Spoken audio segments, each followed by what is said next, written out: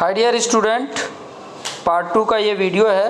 Part 1 का link इसके description box में आपको मिल जाएगा। पार्ट 1 वीडियो यहाँ तक, इसके पहले तक मैंने कंप्लीट करके बताया था आपको। इसके आगे तक यहाँ तक मैंने आपको बता दिया था। और ये टॉपिक था microbes role in curdling of milk. ये मैंने टॉपिक बता दिया था कि किस तरीके से मिल्क से कर्ड बनता है, दही बनती है। अब आगे यहाँ पे पढ़ने वाले हैं microbes role in baking. Baking बनाने का माइक्रोब्स का क्या रोल होता है, तो ये भी चीज़ें हम सीख लेते हैं कि बेकिंग बनाने का माइक्रोब्स का रोल क्या होता है। तो yeast is use as a raising agent in baking. Baking में जो रेजिंग एजेंट होता है वो क्या होता है, ईस्ट होता है। ईस्ट के बारे में ऑलरेडी मैंने आपको ऊपर फर्स्ट वाले पार्ट में मैंने बता दिया था।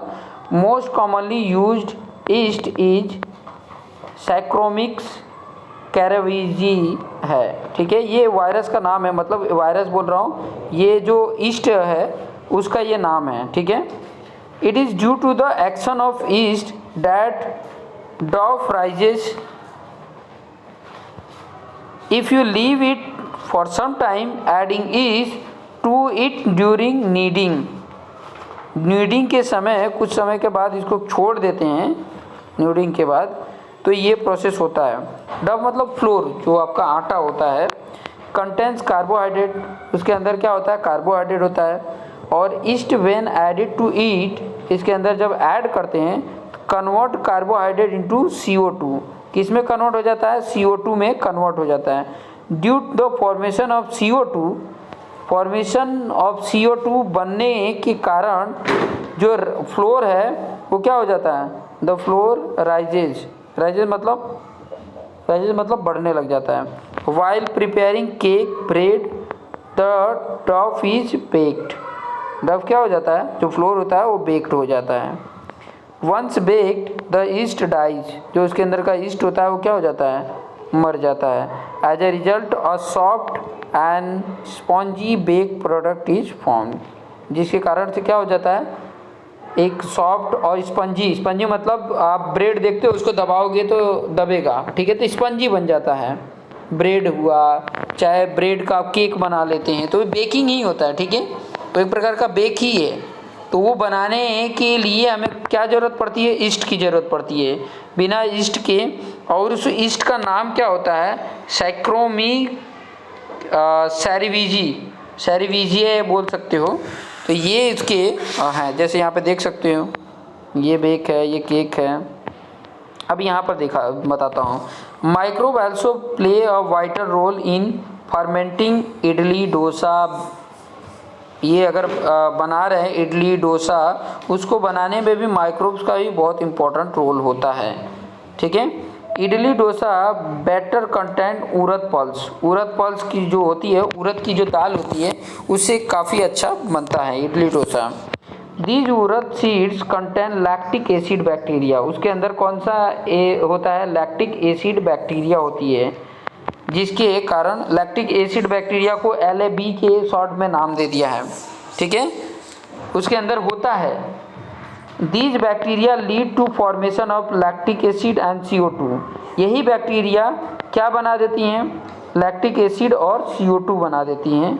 Formation of lactic acid gives a sour taste, मतलब खट्टा टेस्ट देता है टू द बैटर। अच्छा के लिए लैक्टिक एसिड होने की वजह से क्या होता है, खट्टा स्वाद देता है, जो हमारे लिए अच्छा होता है। ठीक है, therefore the batter should not be fermented for too long, मतलब बहुत ज़्यादा समय के लिए नहीं रहता है। Else might turn to sour, बाद में क्या हो जाता है, खट्टा हो जाता है। और वैसे भी तो कोई भी चीज़ जब उसके बैक्टीरिया रहती है, काफ़ी टाइम तक रहता है, तो ख़राब हो जाता है। ख़राब होने के बाद खट्टा ही लगता है। कोई भी वस्तु अगर रख देते हैं थोड़ा टाइम के लिए, और जब उसके ऊपर फंगीज आ जाते हैं, और मान लो फंगीज भी नहीं आ रहे हैं, लेकिन ज़्यादा टाइम के बाद क्या हो जाता है, बासी हो जाता है, उसको खाओगे ना तो थोड़ा खट्टा जैसे स्वाद आता है। यहाँ पे देख सकते हैं लैक्टिक एसिड होने के कारण ही वो खट्टा होता है। ठीक है, नेक्स्ट पॉइंट देख लेते हैं कि microbes role in antibiotic preparation. Antibiotic बनाने के लिए भी माइक्रोब्स का रोल होता है। अब एंटीबायोटिक क्या होता है, बायोटिक के उल्टा, ठीक है, एंटीबायोटिक। तो यहाँ पे देख सकते हैं microbe are also use to prepare antibiotic, microbes का यूज किया जाता है एंटीबायोटिक को प्रिपेयर करने के लिए, बनाने के लिए, which are use to treat several bacteria infection, इसका यूज किया जाता है बहुत सारे बैक्टीरियल इन्फेक्शन को ट्रीट करने के लिए। एंटीबायोटिक इसीलिए होता है कि कोई बीमारी हो रही है तो उसको एंटीबायोटिक लगा देते हैं इंजेक्शन के, या कोई एंटीबायोटिक मेडिसिन दे देते हैं तो ठीक हो जाता है, ठीक है। तो ट्रीट बोला है, ट्रीट सेवरल बैक्टीरिया इन्फेक्शन।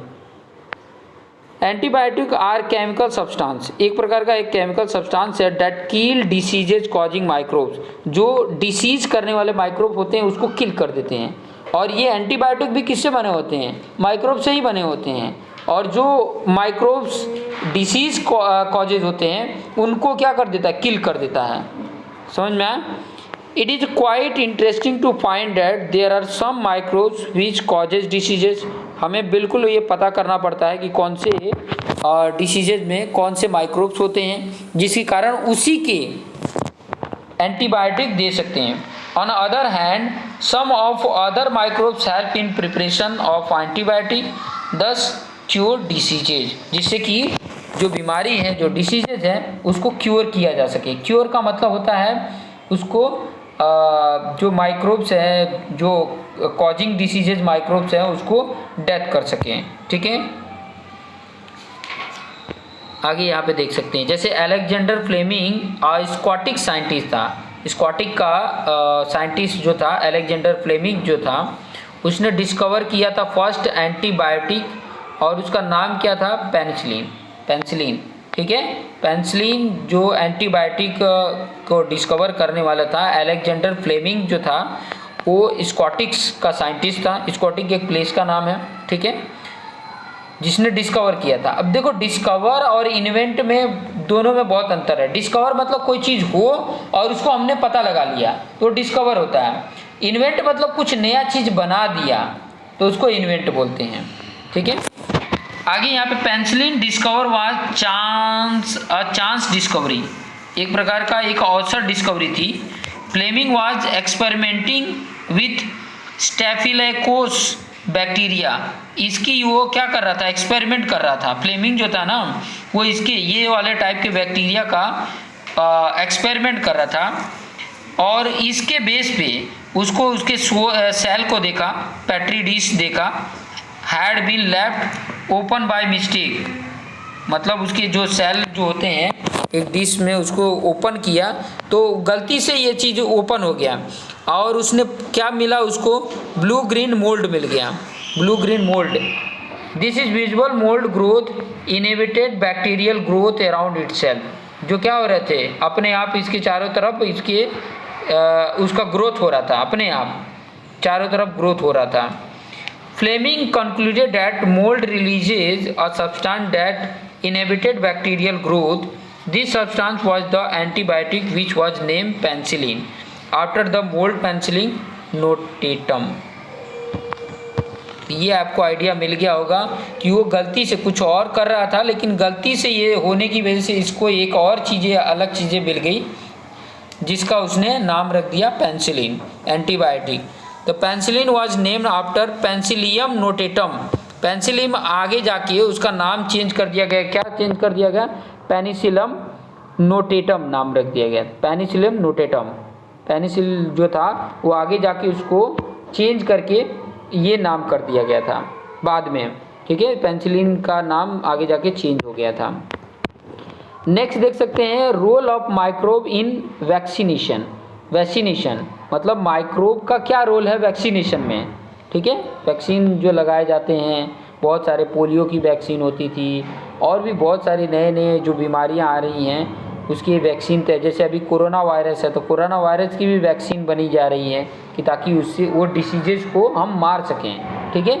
तो उसके लिए भी प्रिपेयर के लिए भी उसको भी बनाने के लिए माइक्रोब्स की ज़रूरत होती है। और माइक्रोब्स क्या होते हैं, माइक्रो ऑर्गेनिज्म होते हैं। ये जितने भी माइक्रोब्स हैं वो क्या है, माइक्रो ऑर्गेनिज्म है। और जितने भी माइक्रो ऑर्गेनिज्म है, माइक्रो का मतलब ही क्या होता है, बहुत ही छोटा, बहुत ही छोटा, जो हमारी ये आंखें, जो ये नेक्ड आई है उससे ना दिखे। तो वैक्सीनेशन वाला जो प्रोसेस है वो आपको नेक्स्ट वीडियो में आपको मिलेगा। वैक्सीनेशन वाला जो है, और भी बहुत सारे हैं। माइक्रोब्स का ही रोल हमें जानना है कि इन जो माइक्रो लेवल के ऑर्गेनिज्म हैं ये किस तरीके से हमारे लिए हार्मफुल हैं, किस तरीके से लिए हमारे लिए बेनिफिशियल हैं, किस तरीके से हमारे लिए हेल्पफुल हैं, ये हम नेक्स्ट वीडियो में देखेंगे। तो ये पार्ट 2 था। पार्ट 3 का वीडियो आपको आगे नेक्स्ट टाइम मिलेगा। तो आप वेट करते रहिए और चैनल को सब्सक्राइब करिए। बेल आइकन पे क्लिक इसलिए करने के लिए बोल रहे हैं कि ताकि जो नेक्स्ट वीडियो आपको अपलोड होगा तो आपको नोटिफिकेशंस आपको मिल जाएंगे। So thank you for watching this video.